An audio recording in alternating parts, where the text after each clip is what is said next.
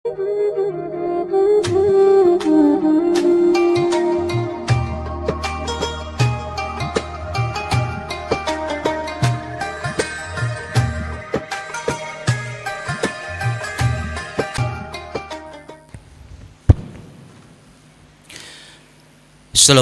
warahmatullahi wabarakatuh.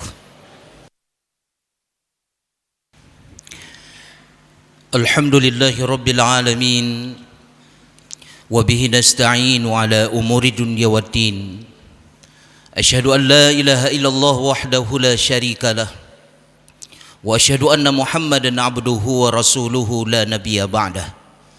Allahumma salli wa sallim ala sayyidina Muhammad wa ala alihi wa ashabihi wa man tabi'ah. Amma ba'du fa ya ibadallah, usikum wa iyaya bitaqwallah, faqad fazal muttaqun. Qala Allah ta'ala fil Qur'anil Karim, a'udzu billahi minasy syaithanir rajim. Bismillahirrahmanirrahim. يا أيها الذين آمنوا اتقوا الله وقولوا قولا سديدا يصلح لكم أعمالكم ويغفر لكم ذنوبكم ومن يطع الله ورسوله فقد فاز فوزا عظيما. وفي آية الأخرى يا أيها الذين آمنوا ادخلوا في السلم كافة ولا تتبعوا خطوات الشيطان innahu lakum aduwwum mubin. Shadaqallahul azim. Dengan mengucapkan alhamdulillahi rabbil alamin, seraya kita memanjatkan puji dan syukur kita kehadirat Allah Subhanahu wa taala, seiring dengan itu kita menyampaikan salawat dan salam kepada junjungan Rasulullah Muhammad sallallahu alaihi wasallam dengan ucapan Allahumma salli ala sayyidina Muhammad wa ala alihi wa ashabihi ajma'in. Hadirin jamaah Jumat rahimakumullah, salah satu isyarat penting dalam sirah nabawiyah ketika Nabi Muhammad sallallahu alaihi wasallam menegakkan syariat Islam, hal utama yang diajarkan oleh Rasulullah Muhammad sallallahu alaihi wasallam dalam rangka meluruskan karakter umat yang menyimpang dengan cara menanamkan nilai-nilai syariat Islam di dalam kehidupan, atau dengan bahasa lain internalisasi ajaran Islam. Secara sederhana, internalisasi nilai ajaran Islam itu sepadan dengan dakwah bilhal, menjelaskan sesuatu diikuti dengan contoh. Rasulullah Muhammad sallallahu alaihi wasallam bersabda, "Shallu kama raaitumuni usalli." Salatlah olehmu sebagaimana kalian melihat aku salat. Dapat dikatakan hadirin yang berbahagia, para sahabat yang melaksanakan sholat di saat itu belum mengetahui secara pasti apa yang menjadi hukum daripada sholat tersebut. Baru kemudian di abad kedua Hijriah, ketika ulama-ulama mazhab muncul, baru dibuat sistematisasi hukum termasuk sholat itu sendiri. Pada perkembangan selanjutnya hadirin yang mulia, pengajaran terkait syariat Islam hanya didasarkan kepada hasil sistematisasi ajaran Islam yang dibuat oleh ulama-ulama mazhab. Dalam konteks pendidikan, sistematisasi ajaran itu lebih dekat ke ranah kognitif, ke ranah pengetahuan saja. Sementara internalisasi ajaran agama itu lebih dekat ranah afektif atau psikomotorik, ranah pemahaman dan pengamalan di dalam kehidupan. Maka secara umum dapat kita katakan hadirin, pelajaran terkait syariat Islam, pengetahuan terkait dengan syariat Islam, baik itu sebelum maupun sesudah deklarasi syariat Islam 20 tahun yang lalu, itu lebih ke ranah ke ranah kognitif dibandingkan afektif atau psikomotorik. Mari kita lihat hadirin. Sejak kecil kita sudah mengetahui rukun iman. Sejak usia dini kita sudah mengetahui rukun Islam. Malah kita memahami terkait dengan akhlak. Rukun iman, rukun Islam, akhlak di dalamnya dapat kita sebut sebagai 3 in 1 yang sejak usia kecil kita sudah mengetahuinya. Ditambah lagi dengan pendidikan pendamping kurikuler hari ini. Ada TPQ, ada TPA, ada diniyah. Dan secara umum masyarakat muslim Aceh sudah mengetahui syariah. Namun pertanyaan kita muncul, kenapa para ulama, para guru, termasuk orang tua yang luar biasa, mereka khawatir dengan kondisi kita hari ini, dengan karakter generasi kita hari ini. Seolah-olah di wilayah syariah tidak melaksanakan syariah. Namun justru di wilayah yang bukan syariah, mereka menjalankan syariah. Sebut saja misalnya hadirin, sebuah kota di negara New Zealand di Selandia Baru bernama Auckland. Dia kota pelabuhan internasional. Dia memiliki bandara internasional. Kota itu begitu ramai. Tapi orang sering menyebutnya Auckland di New Zealand tersebut sebagai zero crime city, sebagai kota dengan jumlah kriminal yang sangat sedikit. Di sana tidak ada pencurian. Di sana tidak ada perampokan. Di sana tidak ada praktek korupsi, karena menurut mereka bahwa pencurian, perampokan, praktek korupsi itu adalah perbuatan yang melanggar hak asasi manusia. Bukankah itu nilai-nilai Islam yang universal yang mereka terapkan? Di sana bukan wilayah syariah hadirin. Apakah di sana ada masjid? Relatif sedikit. Apakah di sana ada gereja? Tapi sepi daripada jamaah. Artinya di wilayah yang bukan syariah, namun nilai-nilai syariah yang universal itu mereka terapkan. Contoh lain hadirin, di Raymond, Quebec, Kanada, sebuah kota dengan sebutan zero crime rate, tingkatan kriminal yang sangat sedikit sekali. Apakah masyarakat di sana itu hidup dalam keadaan kaya raya? Mereka hidup sangat sederhana dan berkecukupan. Pemerintah tiap bulannya melakukan subsidi untuk kesejahteraan dan kemakmuran rakyat di Saint Raymond, Quebec, Kanada. Mereka itu ternyata masyarakat yang taat kepada hukum. Mereka taat kepada azas, mereka tertib, mereka disiplin.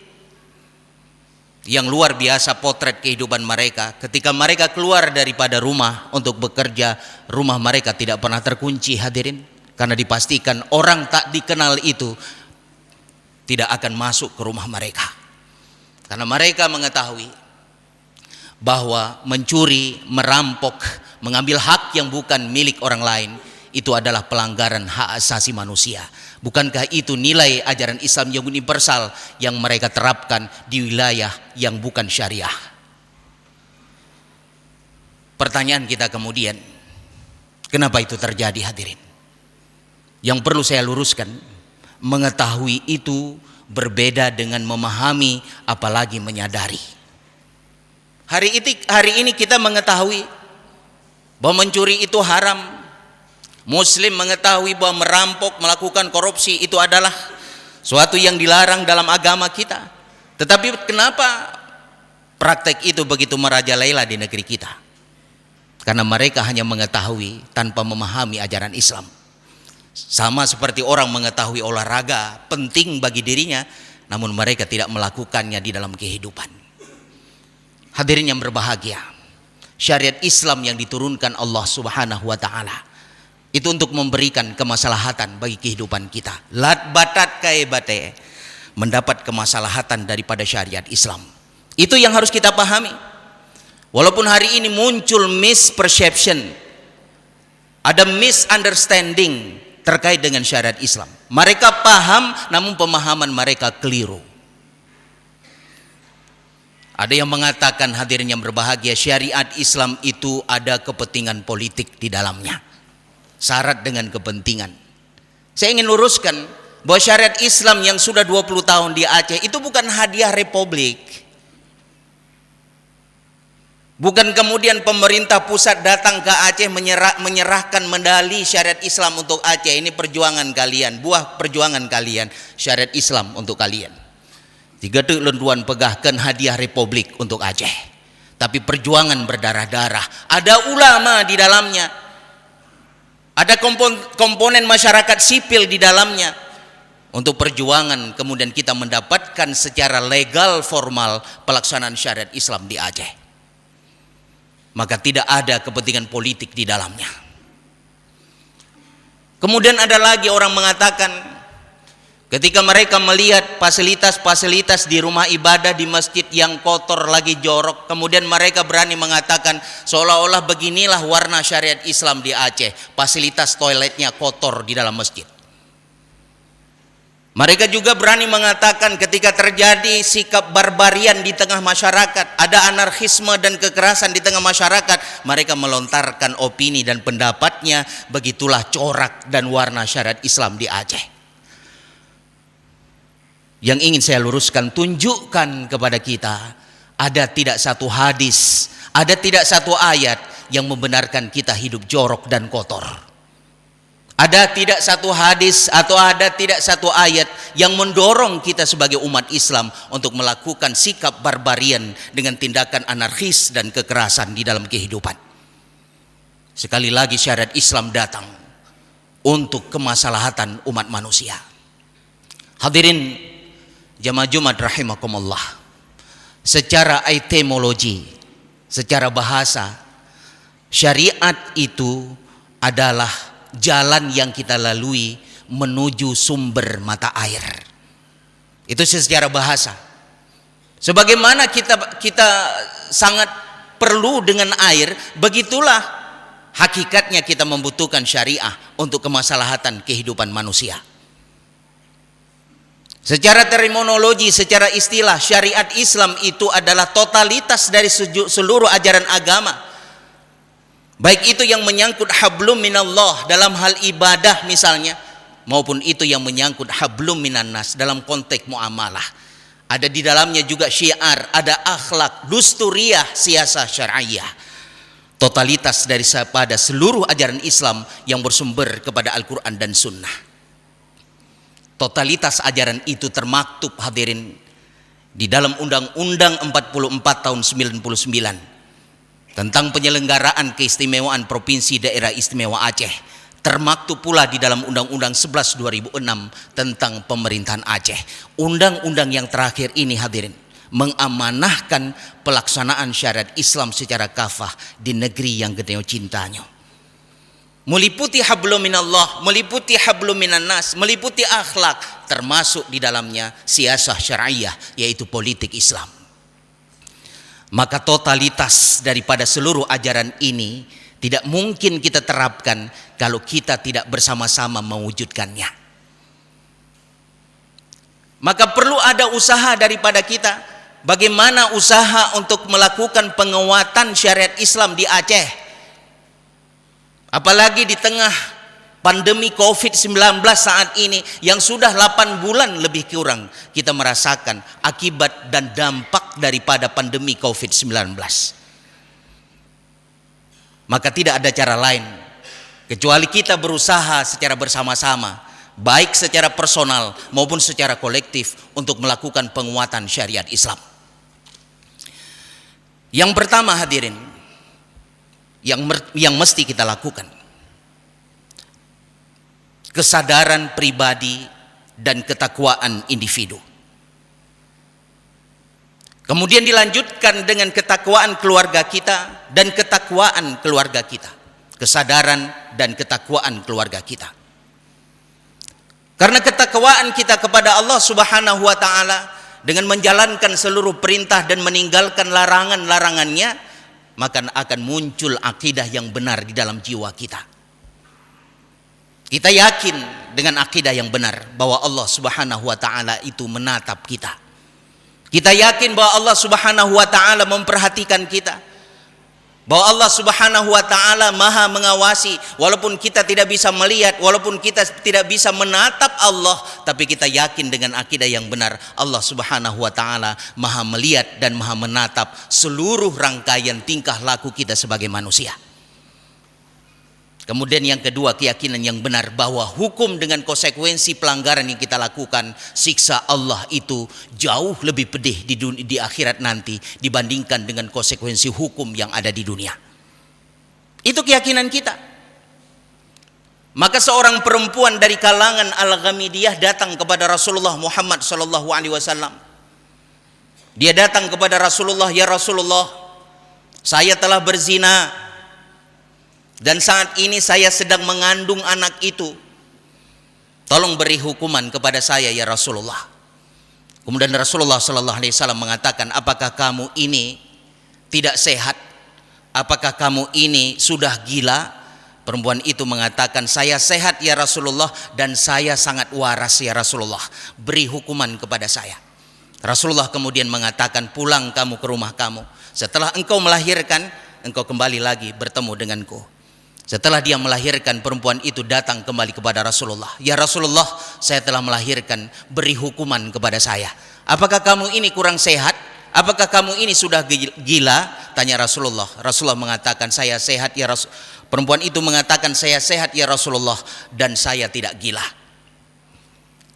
"Pulang kamu," kata Rasulullah. "Setelah kamu menyapih anak itu, baru kemudian kamu kembali lagi bertemu denganku." 2 tahun kemudian, gelah anaknya perempuan tadi kembali kepada Rasulullah. "Ya Rasulullah, saya telah menyapih anak ini. Buktinya saya telah memberikan roti agar anak ini memakan roti tersebut." Apa yang dilakukan oleh Rasulullah? Dia mengambil anak itu, dia serahkan kepada salah seorang sahabat. Baru kemudian perempuan itu dihukum oleh Rasulullah. Dia dirajam, dilempar batu sampai kemudian dia mati. Yang luar biasa dalam riwayat dalam hadis tersebut, Khalid bin Walid, dia tidak menggunakan batu yang kecil, namun dia mengambil batu yang besar. Dia melempar sambil menghina, dia melempar sambil mengejek perempuan itu, hingga kemudian berdarah mukanya. Darah itu terbercak ke wajah Khalid bin Walid. Sehingga Rasulullah mengatakan, "Wahai Khalid, perempuan ini telah diampuni oleh Allah karena taubatnya dengan penuh penyesalan. Seandainya 70 muslim dikumpulkan, mereka berbuat dosa, tercukuplah ampunan Allah bagi 70 muslim di Madinah sebab daripada taubatnya perempuan ini." Hadirin yang berbahagia, itulah ketakwaan pribadi, kesadaran individu dengan keyakinan siksa Allah di akhirat nanti lebih dahsyat, lebih pedih daripada konsekuensi hukum di dunia karena pelanggaran yang dia lakukan. Kemudian yang kedua adalah kontrol sosial daripada masyarakat, dan ini menjadi penting. Betapa malu pelanggar syariah, hadirin yang berbahagia, ketika ratusan mata memandang mereka. Di kampung kita ada struktur kampung dengan perangkat desa yang ada. Gesi, kemudian tokoh-tokoh masyarakat. Gesi, tokoh-tokoh masyarakat itu punya tanggung jawab yang luar biasa. Dan alangkah berbahagia hati Rasulullah kalau seandainya kita mau mengindahkan apa yang dipesan oleh Rasulullah. "Man ra'a minkum munkaran falyughayyir biyadihi, fa illam tastati' fa bilisanihi, wa illam yastati' fa biqalbihi, wa huwa adhaful iman." Barang siapa yang melihat kemungkaran, cegah kemungkaran itu dengan kuasanya, dengan tangannya. Apabila kamu tidak mampu, cegah dia dengan lisan. Apabila kamu tidak mampu, cegah dia dengan hati, dan itu merupakan selemah-lemah iman. Pertama, tanggung jawab kita dengan kuasa. Igampung na gesi, kuasa gampung di tangan gesi. Cegah kemungkaran itu dengan kekuasaannya. Hana mampu dengannya, lun hana kuasa dengan lidah. Dan tanggung jawab penyampaian pesan dengan lidah, bukan tanggung jawab mubalik da'i, ulama tengku dan para abu. Ban mandum gedanyo secara pribadi sebagai muslim punya tanggung jawab dakwah secara personal dan pribadi. Kahase dengan lisan karena tidak cakap dan cukup, maka cukup dengan hati, dan itu merupakan selemah-lemah iman. Kiban dengan hati, paling kurang minimal kita membenci kemungkaran itu, kemudian kita tidak melakukan pelanggaran karena kebencian tersebut. Itulah selemah-lemah iman. Kemudian yang dan yang terakhir hadirin yang berbahagia, political will daripada pemerintah, itikad baik daripada pemerintah.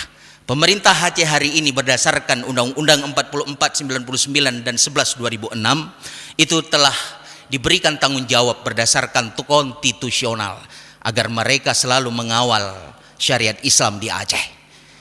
Syariat Islam di Aceh yang sudah 20 tahun perlu ada usaha penguatan, terutama pemerintah Aceh hari ini.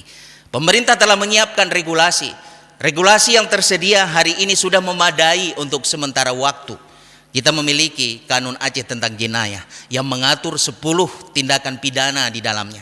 Sebuah penelitian menjelaskan bahwa selama Kanun jenayah itu diterapkan, pelanggaran terkait 10 daripada tindak pidana itu sudah berkurang walaupun belum signifikan.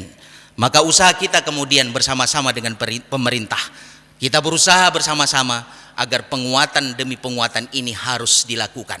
Di samping itu ada tugas sosialisasi, edukasi dan persuasi yang mesti dan wajib dilakukan oleh pemerintah. Walaupun belum maksimal, sosialisasi itu sudah dilakukan oleh pemerintah. Untuk tujuannya agar masyarakat Aceh itu memahami dan menyadari pelaksanaan syariat Islam di Aceh. Usaha kita perlu secara maksimal bersama-sama dengan pemerintah hadirin. Kenapa? Di luar sana ada upaya pelemahan syariat Islam. Dari dulu usaha gugatan terus dilakukan untuk melemahkan syariat Islam di Aceh. Kita punya dayah, punya pesantren, para santri. Kita harus bersatu padu dengan pemerintah untuk penguatan syariat Islam di Aceh. Upaya itu akan terus dilakukan sebelum syariat Islam itu betul-betul berhasil dilemahkan di negeri yang kita cintai ini. Maka oleh karena itu sekali lagi khatib berharap kepada semua kita, seluruh elemen komponen masyarakat, agar bersama-sama dengan pemerintah untuk melakukan upaya melawan anasir-anasir negatif untuk usaha pelemahan syariat Islam di Aceh. Hadirin yang berbahagia, terakhir ingin saya sampaikan, kalau 3 pilar yang saya sampaikan paling kurang ini tidak mampu kita laksanakan, tidak mampu kita wujudkan, kesadaran pribadi, kontrol sosial, political will pemerintah, maka sampai kapanpun syariat Islam itu dalam keadaan dilematis. Handru saho nunggu, ulangin handru ubumo handrap. Ibarat kain usang lagi pendek, kemudian kain usang lagi kotor. Handru saho, jangankan kita gunakan untuk menutup aurat, untuk selimut saja tidak bisa kita gunakan. Kenapa? Ditarik ke atas nampak lutut, ditarik ke bawah nampak pusat.